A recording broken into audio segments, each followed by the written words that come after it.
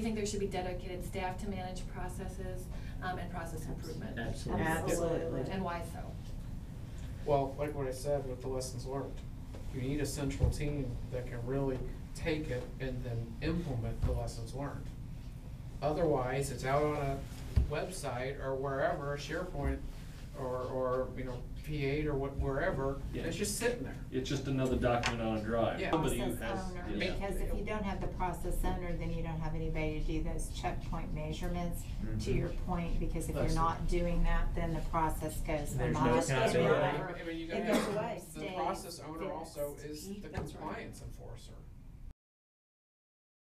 So the first thing that I've learned after doing this for 20 plus years is clearly they should have some business process, and often it doesn't get asked early enough if you've got them documented as SOPs.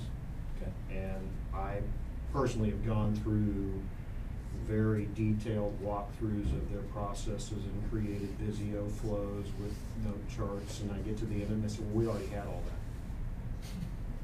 You've done a lot of hard work and we like it, but we've done it. So I think the first thing is, do you already have some that are current? And if so, can I see those to start with as opposed to creating them from scratch? Secondly, I would say, even though they have them, they're probably not detailed enough, but it's a good place marker to start with. So process documentation, a review of current process documentation would be a good place to start. If there is any. Otherwise, that's probably where you need to start. Well, I think the other piece of it is to observe, to see if it is being followed. Yeah. I think that's like the number one thing is you've got this great documentation as far as how the process should be, and if it's followed, everything comes out great. But people like to shortcut.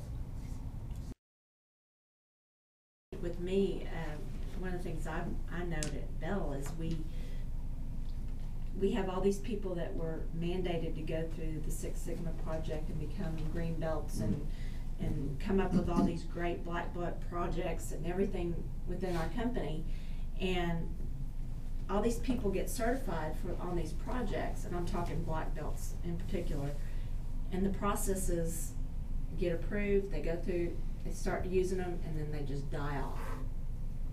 And it's kind of hard to implement or to improve the processes when everybody goes, well, we did it here, but what happened? You know, and that's what I get from most of my people. Why'd they die off? Change. Yeah, right. A lot of mine has to do with because of the seniority of the people. I was just going to ask that because I know a lot of people at Bell Helicopter. And once again, you get in with that cultural change. They are so hard about, I mean, they all say, well, we did it this way for 50 years, why do we have to change now? Yeah. We're going to go wide and then deep?